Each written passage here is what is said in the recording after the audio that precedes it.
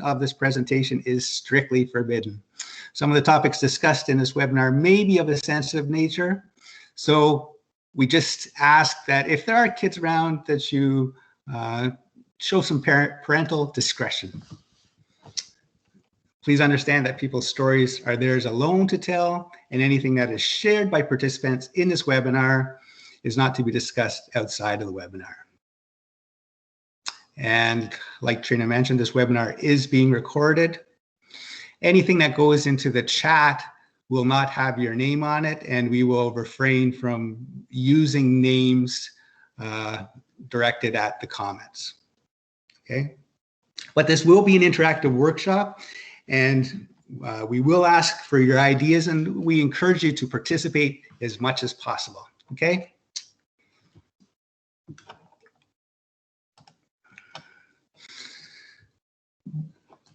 Right off the bat, we want to give you some resources that you can access if you are having difficulty managing your stress.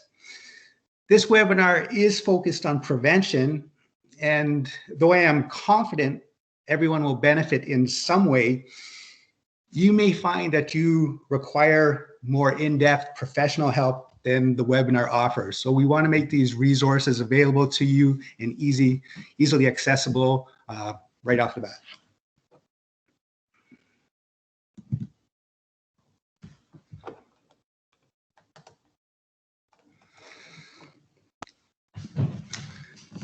So our webinar is going to be 2 sessions. Today is our first session, and we will talk basically about the foundation of stress, what it is, how it happens, why it's important that we manage stress, and then we'll start to get into your reactions to stress.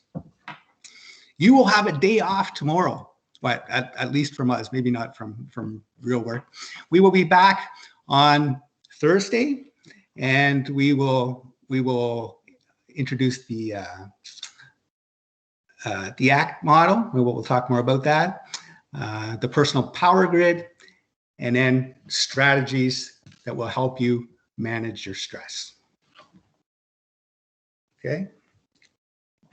Needless to say, at the end of Thursday, you will have some strategies and tools that will help you through the stress of this pandemic, and will also help you through those everyday moments that sometimes can get the better of us.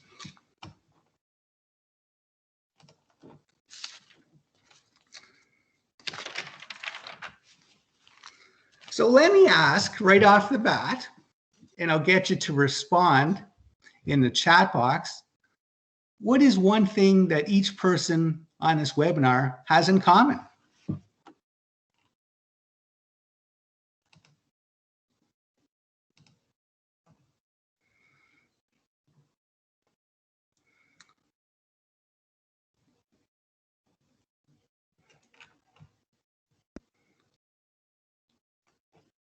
So we got some answers coming in here. Yes.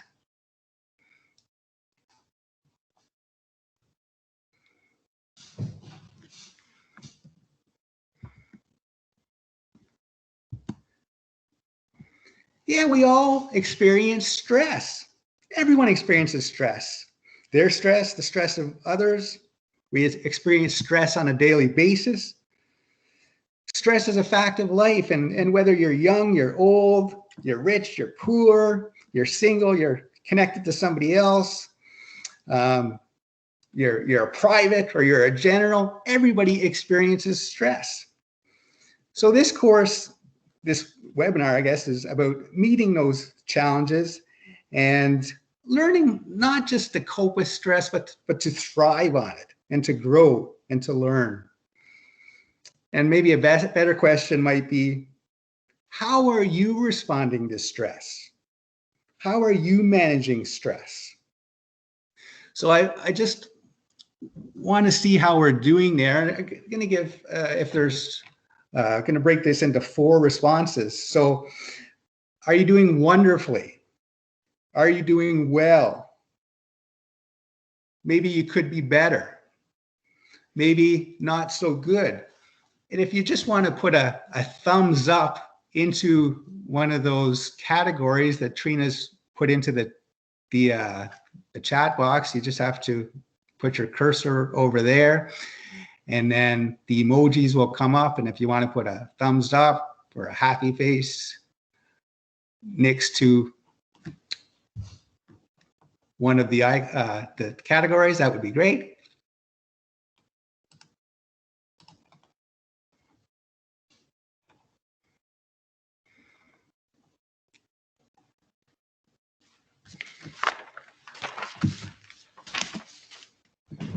So it seems that most people are doing pretty good. They're doing well. Yes, some smiley faces, that's good. And again, this is a prevention course, and I think even people that are doing well can learn something, right?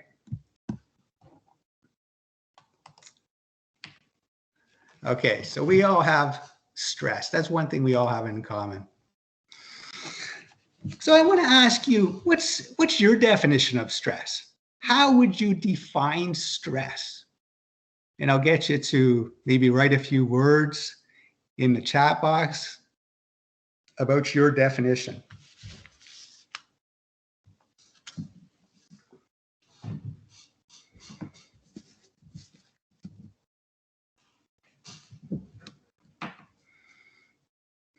What's your definition of stress?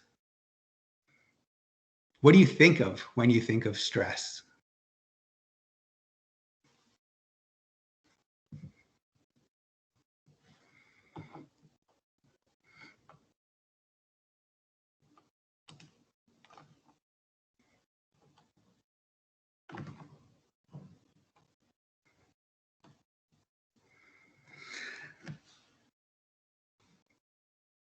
So essentially, yes. And that's, so work. Yeah, a lot of people associate work with stress. And sometimes people are on the other side. Maybe some people associate their personal life with stress. Needless to say, people experience stress when they perceive that there's an imbalance between the demands made of them and the resources that they have available.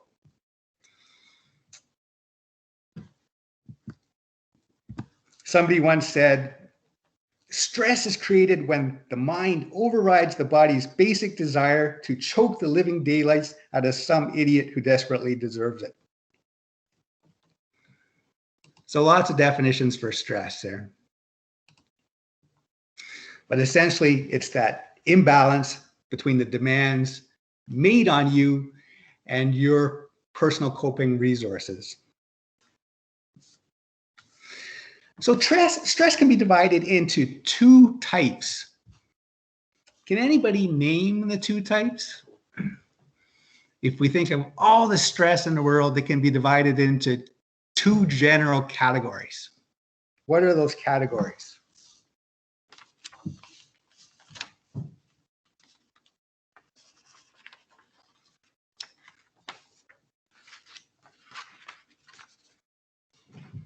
Good or bad? Yeah, I like it.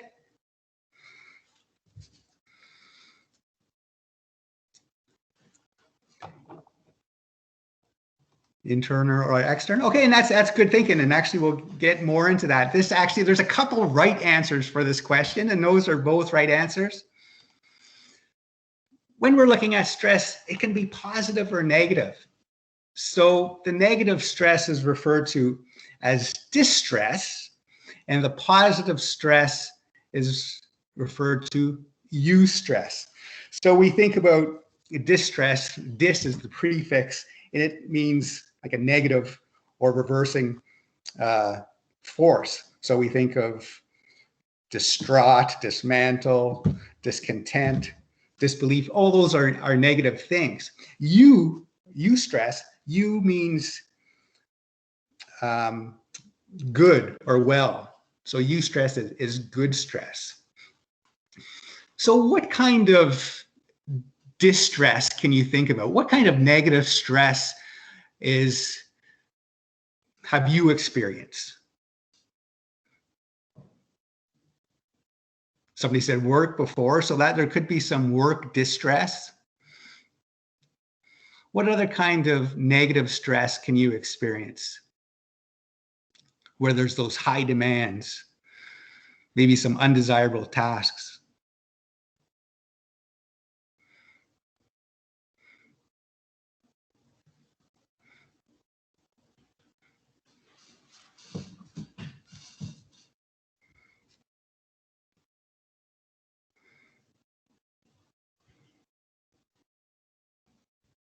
Okay.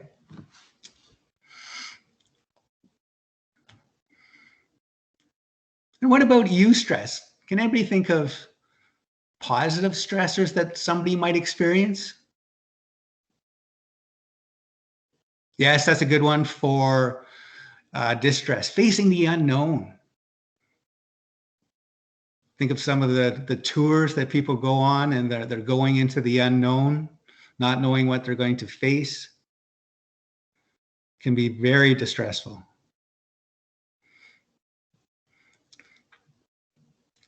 Any positive stressors that people can think about? Where do you experience positive stress? Is there such a thing?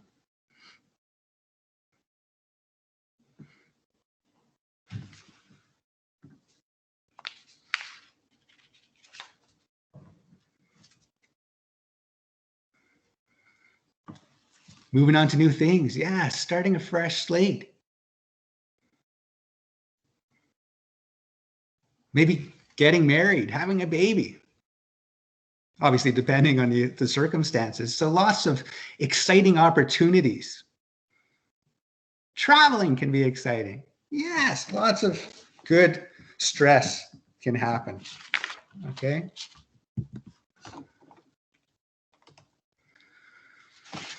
So let me ask you this question. Why is it important to manage stress?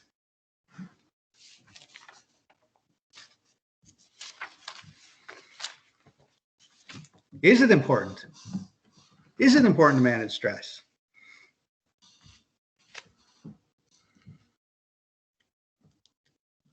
Why do you think it is important that we manage stress? Oh, that's perfect. That's beautiful for your overall physical and mental health. Exactly. You nailed it. And that's what it's all about. You, right? So the more we practice healthy stress management, the more we can handle life demands. We can develop those stress skills. We're going to be happier, healthier, more productive.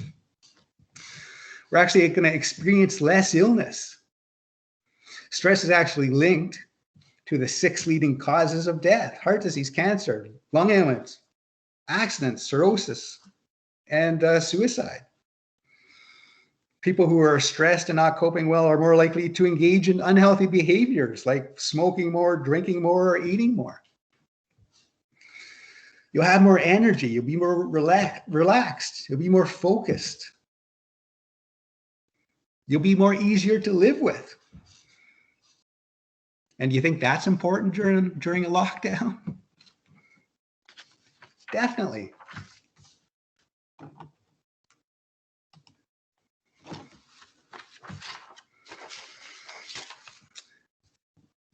This graphic that you're seeing here is the commonly known as the stress curve. It's actually the York-Dodson law, and it shows the relationship between stress and performance.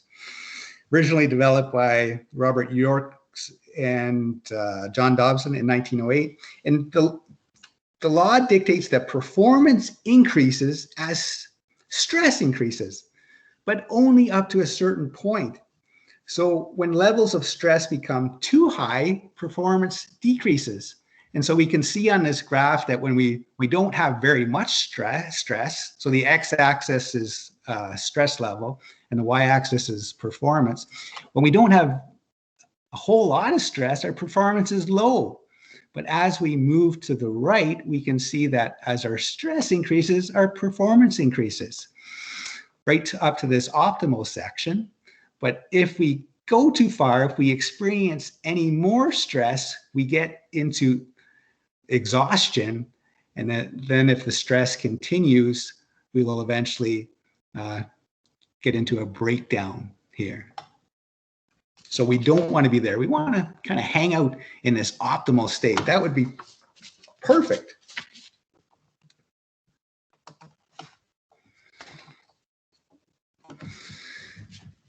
So this is one of the important things that I want you to take away from today. When I first saw this, I was amazed. It makes so much sense. And if you can understand this and apply it, you're going to be a lot better for it, and you're going to be able to manage your stress effectively.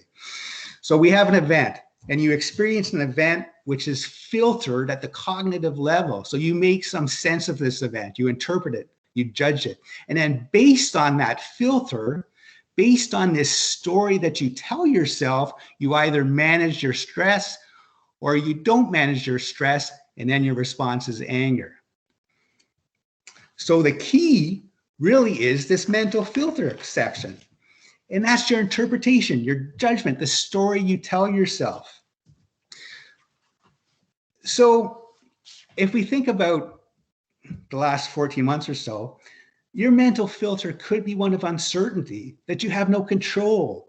You've been told to physically distance yourself from your friends and you don't feel connected, that all this time is leading to frustrations, and you feel that if you have to spend any more time in close proximity to your family members, that you're going to strangle someone.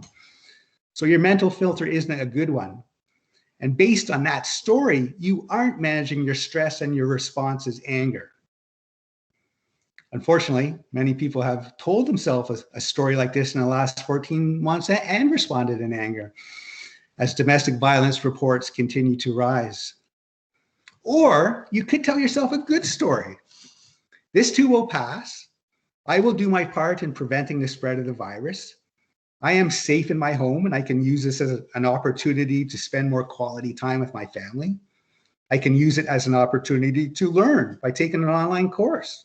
I can connect with my friends virtually and maybe even set up a weekly virtual game night. And based on that story that you tell yourself, you are able to manage your stress effectively. That's where we want to be.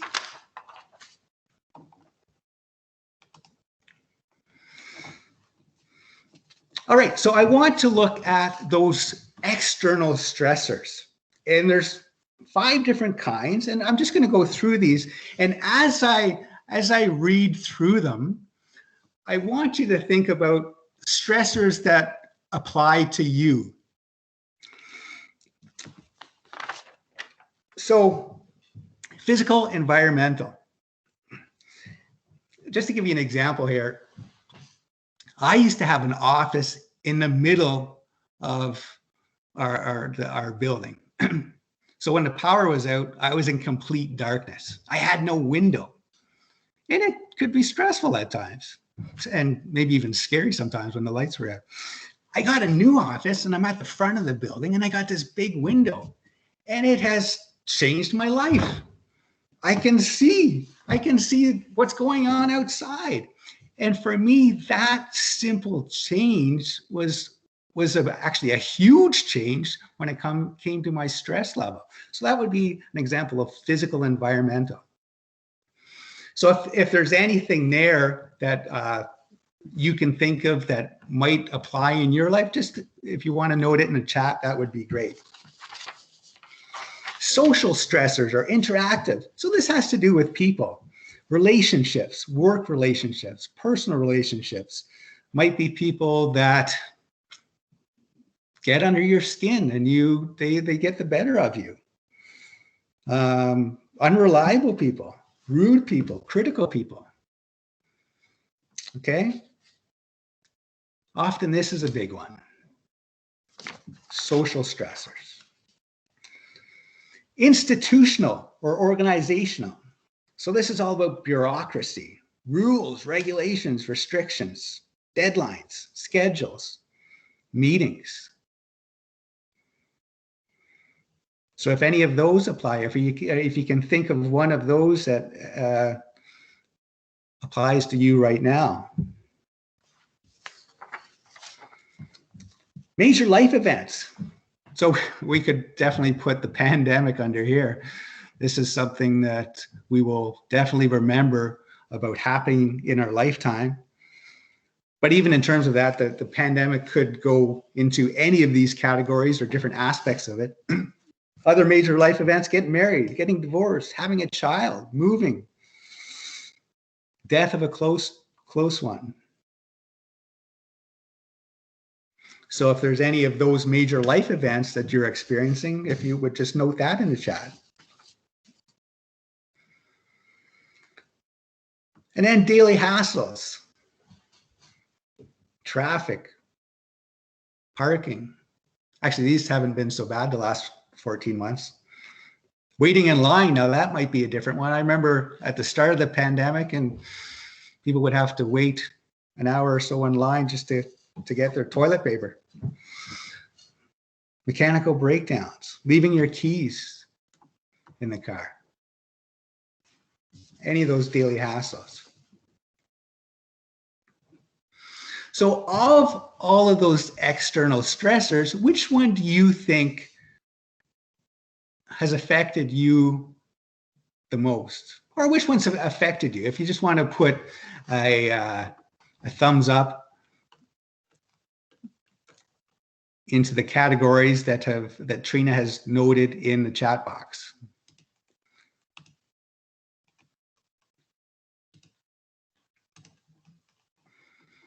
So I see a few going in there now.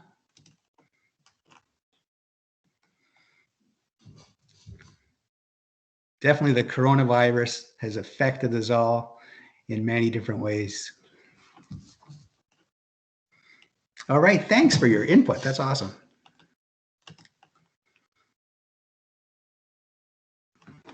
So let me ask this question.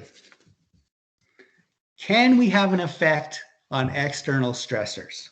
So of all these things, physical, environmental, social, interactive, institutional, bureaucratic, major life events, daily hassles, can we have an effect on these stressors?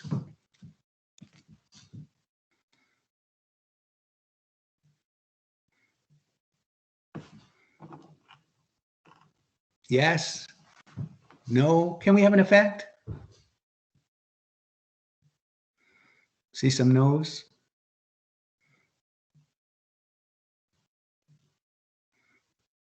And that's exactly it there. For the most part, no. If we look at the graphic of the umbrella and the rain, I can't control whether it rains or not. No, I can't. I can choose to have an umbrella, but it's still going to rain. I can't control the pandemic, but I can control what I do. I can decide to wear a mask. Okay, so we can't have an effect on external stressors. Good. Let's look at internal stressors. So internal stressors, we've got 4 different kinds here. And again, I'd like you to do the same thing. So as I go through these, if you just want to make a note of maybe something that's causing you a little bit of stress. Okay, so lifestyle choices. So this could be use of tobacco, use of drugs, alcohol, maybe not getting enough sleep. Work-life balance is possibly out of sorts. Financial problems. Social isolation, I think it's probably been a big one for many.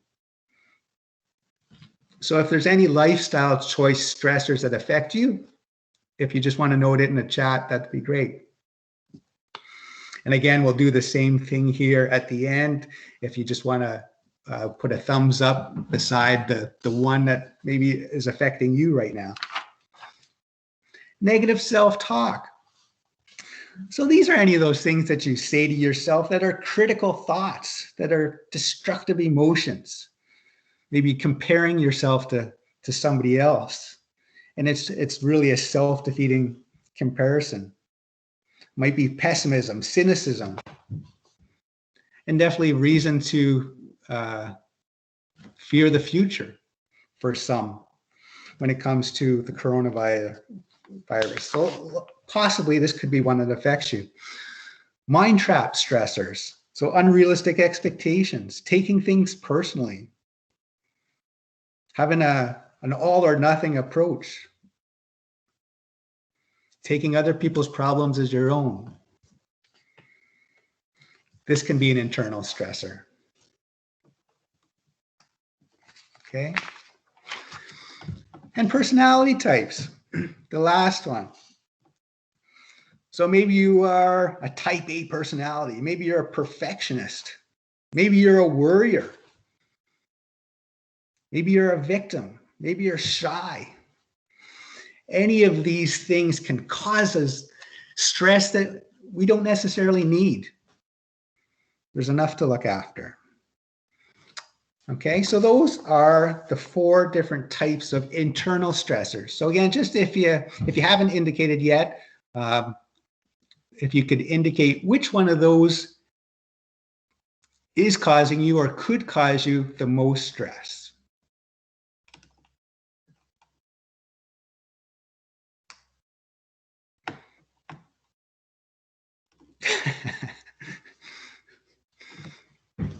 I love your honesty. Negative self-talk is a big one. And I find that it's, in these challenging times, negative self-talk can be a big one. All right. Thanks for your input. That's awesome. All right. So just to kind of wrap up before I turn it over to Trina, and kind of a summary of what we've done so far, I want to ask you this question. What is the most important tool to help you with those internal stressors? And I'll give you a hint. We've talked about it in the last 22 minutes. What is the most important tool that can help you with those internal stressors?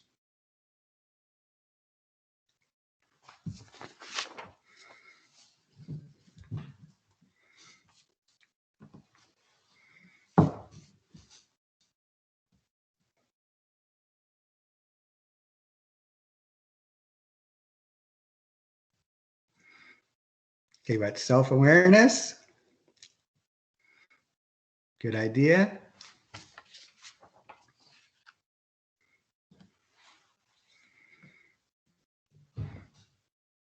So you can count, oh, and that's awesome. Yes. Good, some good ideas.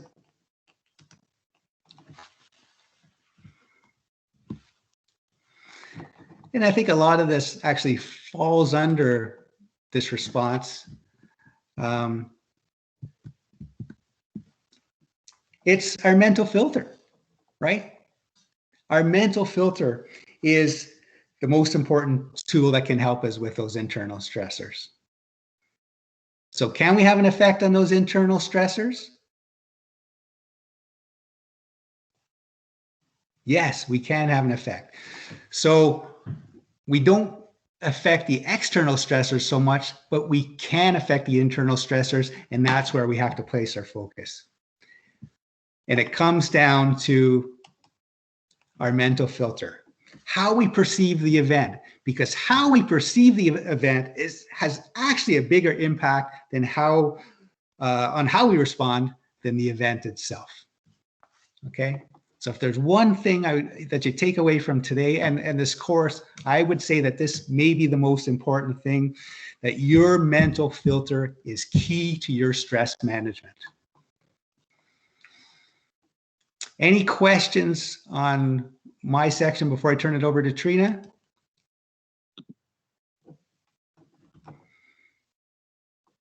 All right, thank you. Okay, thank you, Kevin, for the nice warm handover. Now, I'm not currently seeing the slides. We may be having a technical difficulty. Hang tight, folks. We're not going to drop anybody. I'm an optimist, even if I'm a perfectionist.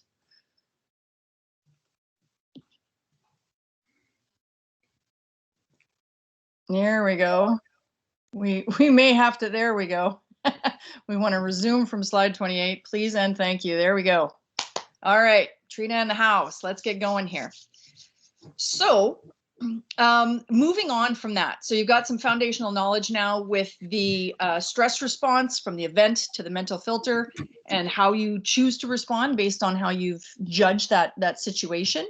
We're going to move next to, yeah, we're going to move next. There we go. Let's move through it.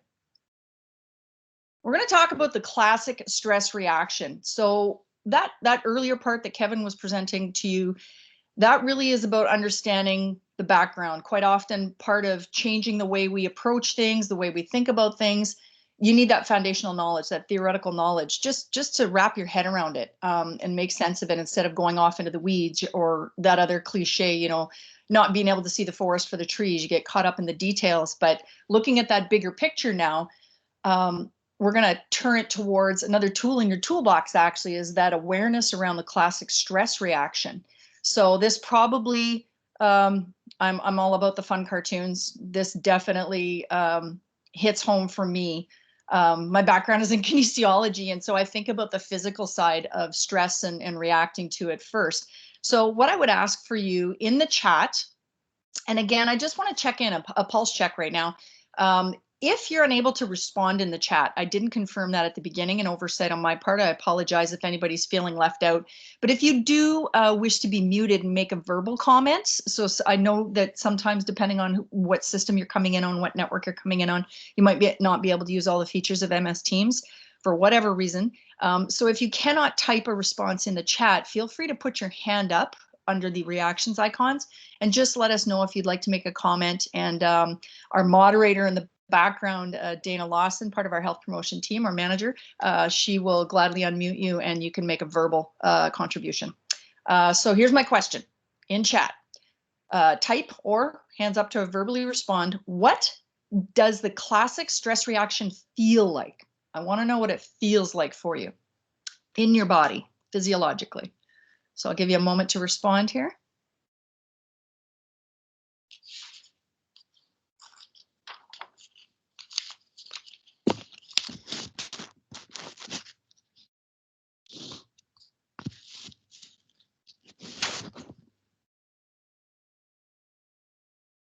All right, we're getting a few responses. I always really like asking this question in the CAF community or culture, because I find that CAF personnel are usually very aware of their physiology. You're always doing a check, of course, right? Bulging vein on forehead. Yeah, so as cartoonish as that sounds, it's a very real thing. Sweaty palms, so when you're in the heat of the moment, yeah. Oh, good descriptions. All right. Shaking, shortness of breath. The mind is muddled and can't think straight. So yeah, we're starting to even get into the mental, the psychological side of it. Flushed, yeah, absolutely. My throat personally tightens up. My mouth goes dry. And that is your body really going into overdrive. You folks have really nailed it and touched on a lot of really key ones here. So the classic stress reaction, you've nailed it. All of you have really hit on some of the highlights there. That irregular heartbeat, I don't know if anybody gets that, or just pounding heartbeat, heart rate, the tense muscles. So some people say that they feel their jaw feels like concrete, or they don't even realize it, but physically they've made fists. Even if you're on the phone with, say, rude customer service, you know, maybe yesterday it had to do with cellular service across the nation. Yeah, knot in the stomach or even feeling nausea. So it's really actually invaluable to be aware of this classic stress reaction and that fight, flight, or freeze response, that primary response. That's why I chose the saber-toothed tiger. I just picture Cro-Magnon person facing down something vicious in that initial physiological response.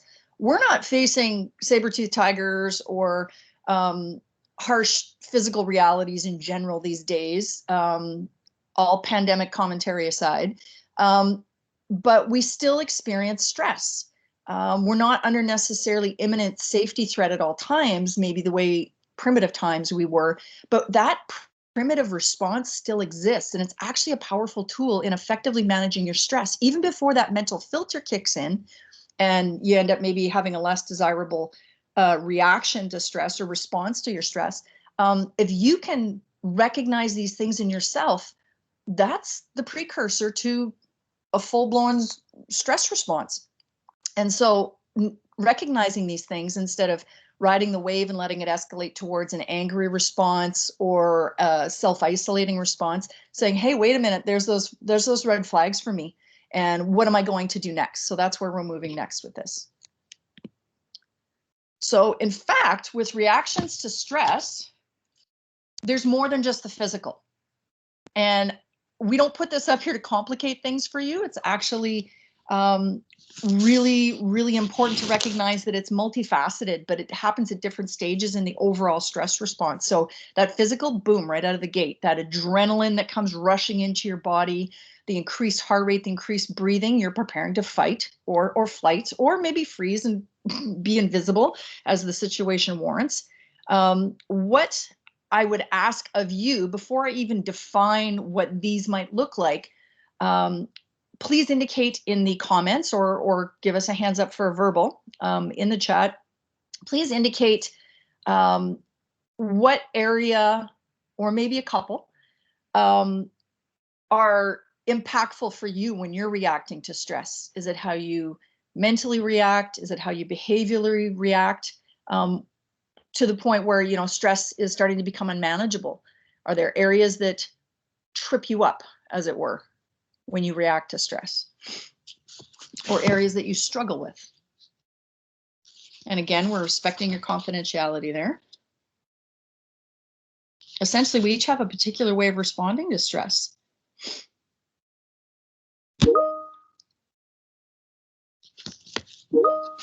Let's see here. All right, so a bit of a cocktail, a buffet of reactions, right? Mental, behavioral, emotional. I definitely, yeah, I can be completely transparent and say that for a lot of it, it pivots for me. I'm oblivious to my physical responses. Obviously, at some point, I'm aware, usually after when I'm exhausted. But that mental piece, a lot of it pivots for me on that mental piece, and then I decide to either escalate my emotions or shut them down. Social, okay, so maybe that means isolating oneself, or the need to go out and connect, right? To reassure oneself that this is going to be okay. I still have a network around me. So I'm just going to touch on what each of these are about really briefly. So physical, we've discussed that quite well, I think, that initial primitive response. Mental, that goes definitely back to those internal stressors that Kevin talked about just now, and how literally we can get up in our head, you know, self-doubt, or you know, escalating your thinking and assuming the worst of somebody else or a situation. So that's an example of mental for sure. Emotional, I just mentioned there, it could be withdrawal. It could be defaulting to anger as a protection mechanism. So that fight kicks in, that fight sensation kicks in, definitely. Emotional could be heading in the direction of depression, which is a very real thing. It's not a condition or disease per se. And I mention that, and that depression is much more common than we realize, but we may label it as something else, or like I said, maybe a default emotion such as anger to mask that depression, to protect oneself. Behavioral, definitely, it could be the lifestyle choices you make, you know, saying, you know, I just need a couple shots to get through the night because I've had a really stressful day. On occasion, low risk drinking guidelines, we can't help but go there in health promotion, might be a reasonable choice, but repeatedly, if that's an ongoing default reaction to stress as far as behaviors, that can get risky. All right, that can get risky. That could develop a disordered relationship with consuming substances. Socially, I just mentioned that. It could be withdrawal. It could be reaching out a lot. So it's not necessarily always negative reactions either. It's checking in with your network and saying, I'm overwhelmed, I'm overloaded, I need, you know, a good gripe and laugh session with somebody that I trust. Now, spiritual is an interesting one. A lot of people kind of, you know, say, I'm not into religion, I don't go to church. Padre's not the first person I think of when I'm in a pickle, when I'm in a corner. But spiritually, it's not necessarily faith-based. It can be much more secular, much more broader than that. So thinking about, you know, that's where you go when you say, what's my purpose? What am I doing here? Why? You know, like, how do I fit into all of this? Because I just feel like I'm spinning my wheels and I'm in a nowhere place, and I don't feel fulfilled. And that's what spirituality can be about too when you're reacting to stress. So some really broad definitions there, but you start to get a sense that it's much more multifaceted than that physical reaction. And again, this is where if you can recognize the areas that you head to, then you can start to create strategies in those areas and start to have positive responses to stress instead of just a pure primitive reaction. So I kind of asked this already, but what I'm asking for here in the prompt for chat or verbal comment, what are your reactions to stress? I'm looking for detail now. If you're comfortable commenting, of course, I'm looking for detail now in what your reactions to stress are. As I mentioned, for example, I tend to go to a mental place where, and I have a fantastically supportive spouse. I have 2 very competent children who can pitch in, but I go, I'll just do it myself. I've got so much on my plate, but I'll just do it myself. It's easier than asking somebody else for help. So that's an example of behavioral, definitely mental. So I'm looking for some details here if you're comfortable sharing that with us. So either that's direction from somebody saying learn to delegate, or recognizing within themselves. Yeah. Oh yeah, for sure. That's a big one, lashing out initially. Yeah. It's usually anger is during our managing anger moments workshop, we often say that anger is an umbrella emotion. It covers a lot, or I picture like a jar with a lid on it. Anger's the lid. There's a lot of other stuff in that jar. Whatever, analogy you want to use, crumbling cookies in there or a jar of beetles of stuff coming out. But yeah, lashing out initially is a common one. And it's tough because it definitely determines the outcome of either compounding that stress or alleviating that stress. So yeah, for sure. Thanks for your feedback, folks. All right. So our next, here we go. Come on, navigate forward. There we go. So, sorry, got an itchy trigger finger here. I'm heading backwards. There we go. There we go. We're at home now. So reactions to stress. You folks have touched on a number of them, but I want to cover this because it may illuminate some things for yourself. Again, once you're aware of how you react, that's where you create your strategies from. So under behavioral, I talked about a couple of things, but something as, and it sounds very casual on my part to say something as simple as, but your eating habits, your sleeping habits, how are you using caffeine, alcohol, tobacco products or nicotine products, cannabis? How are you using that in relation to coping with your stress? Being aware of moderate approach in all things and as much oriented towards harm reduction in all things, switching out that impulsivity for take a breath, take a moment, maybe take 9 more breaths on top of that first one. And, be more thoughtful in the behavior you choose. Spirituality, I mentioned that one, do you lose trust or faith in what's going on around you, and therefore that contributes to increase in depression. So being mindful of that within yourself. Socially, the last bullet on this slide under social, a decreased commitment at work and or at home, that's an indicator of an increase in your reactions to stress, and time to check in on yourself and say, why am I checking out? Why am I withdrawing? Am I overwhelmed? Do I need to communicate to my partner, my roommates, my supervisor, my teammates, what's going on here, and just check in. And like someone so kindly mentioned earlier, learn to delegate. Check in. Are you spreading yourself too thin? So socially, another reaction could be conflict and communication problems. So I don't know about you folks, but again, I can be totally honest and say that there are times where it just seems like everybody wants to pick a fight with me, when in fact I'm the one that's picking a fight with everybody. And when I take a breath and step back and switch how I'm approaching that, how I'm responding, it makes a huge difference. You get back what you put out there. So if conflict seems to follow you everywhere, you might have to do some soul searching on why is that? Why do I always seem to be in the middle of some kind of conflict?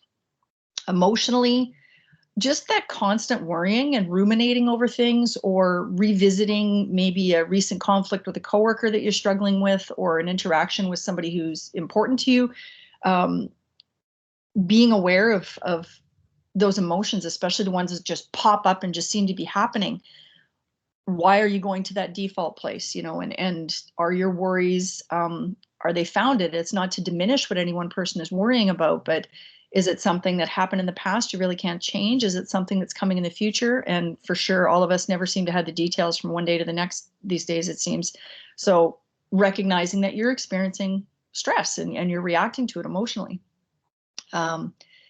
Mentally, a big one is easily distracted or decreased attention. I always see fun memes on Facebook or something like that about, you're at a certain age when you go into another room and you can't remember what the heck you showed up there for. But it could be a sign that your brain is maxed out. It's really hard to keep track of everything that you have going on. So keeping that in mind, certainly your self-image. So again, here's that negative self-talk creeping in. So those are some of them under the mental category. And physical, we've already talked about that. Just catch those red flags, and you can anticipate that maybe, I'm going to go to that default place in behavior or social skill, social approach to things, or emotional.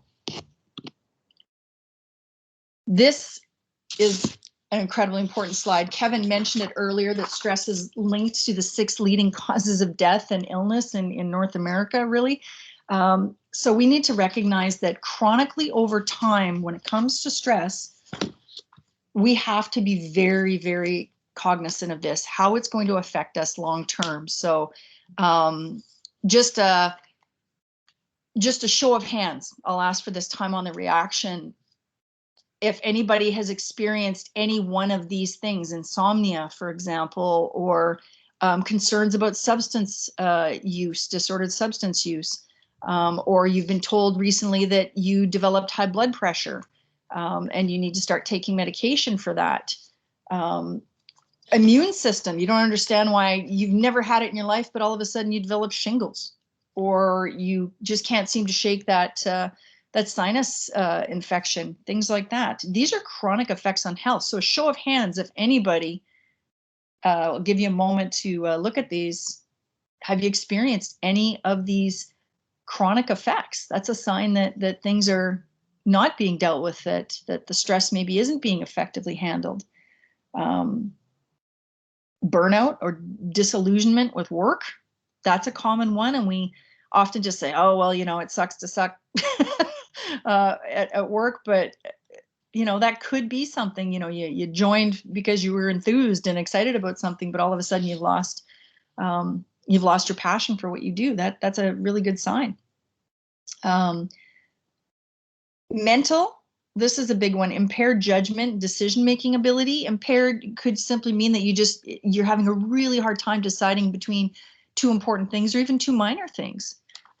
So that chaotic thinking, I often correlate it to feeling like a beehive is sitting over your head. They're just that buzzing, that's an indication of high anxiety and high stress. So yeah, we've got a lot of people that are having shared experiences here. We're all in this together, even though we're in different spots. So when we look at these stress hormones, we need to be aware that, as I mentioned earlier, we're no longer truly under threat of safety or survival on a day-to-day basis. We're, encountering traffic snags, parenting conflict, financial things, but we're no longer necessarily physically in danger of being caught in a flood or out in the cold or being attacked by a wild animal necessarily. But our body still responds the same way when that switches in, that fight or flight. So that adrenaline comes in, which serves a great function, helps us survive or protect ourselves. But over long term, when we're, for example, that mental filter, and we're perpetually worrying about things that we don't have all the facts on, maybe the cortisol floods in to tell our body, okay, shut that adrenaline down. We gotta flush the system and reset the engine. But chronic over time, that builds up in your system and increased levels of cortisol, because there's been increased ongoing levels of adrenaline, it makes you more susceptible to illness. It directly impairs the immune system from functioning properly. Conservation in crisis, that's my own term. That's not a medically based term, but the idea is that it's going to expand our waistline. We're actually going to, our metabolism will slow down to protect us from using too many reserves to survive. You know, our mind doesn't say, oh, you're dealing with mortgage payments and arguing with your spouse, and you've got cranky teenagers. Your body doesn't differentiate between the stressors. It just knows you're responding. And so it's conserving. It's conserving energy to survive whatever it is that's coming at you. There's also increased risk of anxiety and depression. A lot of biochemical processes going on there as well with our neurotransmitters. And it speeds up the aging process. So maybe somebody, again, has anybody out there ever had someone say to you, you know, wow, what's been going on? You look really tired. Or yeah, you must have been really going through some stuff. It shows on your face, or it shows on your posture, your demeanor. Has anybody out there experienced that? Another show of hands, please, where you just get that feedback that, wow, it looks like you've really been through it. My kids are really good measurement of that. I get that often. I get that often from my kids. Mom, you look really tired. You should go take a nap. Bless your heart, child. Yeah, thanks. Appreciate the camaraderie in this moment. Yeah, for sure. Even just waking up in the morning, you look at yourself and you think, what have I been doing? What have I been doing to myself? So here we are. We need some good news. We've really been dropping it on you folks. Reactions to stress and effects on health, and how the stress hormones can get out of whack and do harm. There is good news about stress management. There's evidence for effectiveness of techniques. All right. Definitely for reducing the risk of factors such as coronary heart disease. Just simple or small scale changes can create positive compound results over time. So whether it's finding some way to get another hour of sleep, or a better pre-bedtime routine to help you wind down and have a restful sleep, just increasing your physical activity by 10 more minutes a day is also something that could help. And I'm stealing our thunder from Thursday. There's going to be a lot of great nuggets for you on Thursday, tools in the toolbox. So really important that we look at making some of those lifestyle changes. We're going to talk about that a lot more on Thursday. And there's a lot of stuff that you can carry in your pocket and do within a minute. A lot of great stuff out there. And so this is our clickbait to have you come back and join us on Thursday. Oh, here we go. Perfect. So what you picked up from Kevin and I today, hopefully we did hit all these highlights. You definitely are aware that it's positive or negative. The more we develop our stress skills, and that means recognizing when we're responding inappropriately to stress, for example, the better we are able to handle the demands of work and life, because the sun comes up tomorrow and these things still carry on. So how we manage them really determines the outcome. That mental filter, don't forget it. You're going to be quizzed on it on Thursday if you're joining us again. Fight, flight, or freeze. Use those red flags as a way to say that, well, I'm heading down a road that may not turn out so well, so I need to make some changes. Remember that stress is absolutely linked to disease. We have to be very aware of that. Sorry, gonna sneeze. Excuse me. All right, so stress is definitely linked to disease. So managing it now in the moment helps prevent us from risks for heart disease, type 2 diabetes, mental health. Thank you. Somebody said bless you. Gesundheit. And learning to manage stress reduces the risk of that disease, improves your quality of life. As Kevin said earlier, just makes you easier to get along with. And really that's about reinforcing those social connections and networks, or working relationships, so that life isn't as stressful. You feel more supported, more connected, feels like the resources are right there for you. So that is the overview of what we covered today. Really important that we emphasize this last slide. If you had any questions about what we spoke about today, you want further details, maybe additional handouts or resources, or connection to other resources that are offered throughout the CAF community, this is how you can reach us at Garrison Petawawa Health Promotion. So we're at local 4685. That's our main line. And our email, we're using the cfmws.com because we're having to work from home so often. So we might not always be checking our D1, but if you were to reach to us on the D1, our forces emails, it will prompt you to contact us here at this shared mailbox. As well, this is recorded. So have our other webinars been recorded.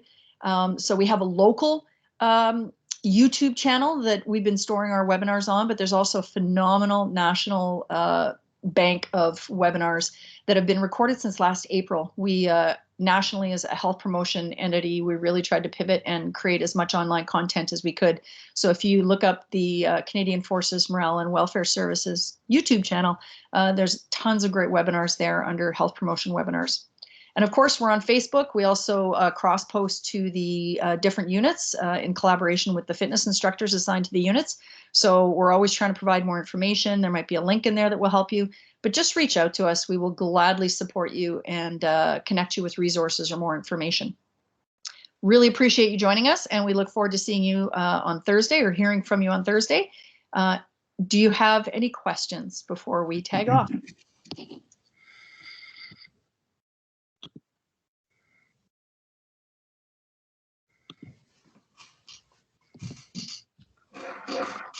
Maybe one last thing for me, Trina. So in preparation for Thursday, I'd like you to do a little homework, and that's I'd like you to do some self-care. Self-care is a great way to manage your stress. So if you can do something for yourself, might be some physical activity, might be a relaxation exercise, maybe it's spending time with kids. But if you could do something, and we'll get you to report on that first thing on Thursday. All right. Thank you so much, Kevin.